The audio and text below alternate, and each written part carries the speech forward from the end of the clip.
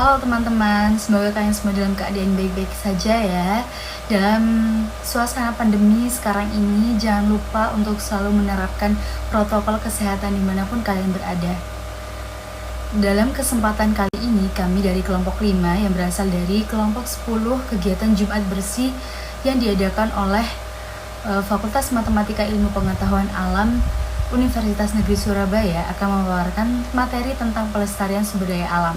Sumber daya alam sendiri itu apa ya? Jadi sumber daya alam ini merupakan segala sesuatu yang berasal dari alam dan dapat digunakan untuk memenuhi kebutuhan sehari-hari.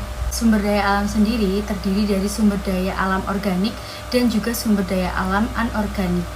Kemudian apa perbedaan dari sumber daya alam organik dan sumber daya alam anorganik ini? Jadi sumber daya alam organik ini merupakan sumber daya alam yang berasal dari makhluk hidup. Juga biasa disebut dengan sumber daya alam biotik yang dapat diperbaharui. Contohnya seperti tumbuhan, hewan, kemudian sumber daya alam pertanian, sumber daya alam kehutanan, kemudian sumber daya alam perkebunan yang dapat diperbarui. Kemudian apa bedanya dengan sumber daya alam anorganik? Jika tadi sumber daya alam organik merupakan sumber daya alam yang berasal dari makhluk hidup, maka sumber daya alam anorganik ini berasal dari benda mati. Sumber daya alam anorganik ini juga bisa disebut dengan sumber daya alam abiotik. Contohnya itu seperti pertambangan, minyak bumi, mineral, gas alam, dan sebagainya. Yang selanjutnya yaitu alasan pentingnya menjaga kelestarian sumber daya alam. Alasan yang pertama yaitu agar barang tambang seperti minyak bumi itu tidak habis.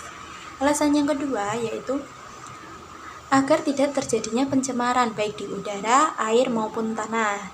Yang ketiga, agar tidak terjadinya krisis pangan dan air sehingga kita dapat menyelamatkan generasi-generasi selanjutnya. Yang keempat yaitu terjaganya flora dan fauna agar tidak punah. Yang kelima yaitu tidak terjadinya bencana alam yang disebabkan oleh hilangnya sumber daya alam. Berikut ini adalah beberapa cara untuk menjaga keseimbangan sumber daya alam, yaitu yang pertama, tidak memburu hewan langka karena termasuk salah satu penyebab keseimbangan alam terganggu. Yang kedua, jangan membuang sampah sembarangan. Ekosistem akan tercemar oleh sampah, terutama ekosistem sungai. Selain itu juga menyebabkan keseimbangan alam terganggu sehingga menyebabkan spesies punah. Yang ketiga, hemat air dan energi. Semua makhluk hidup memerlukan air.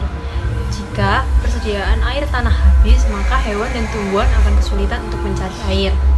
Yang keempat, tidak melakukan pengundulan hutan.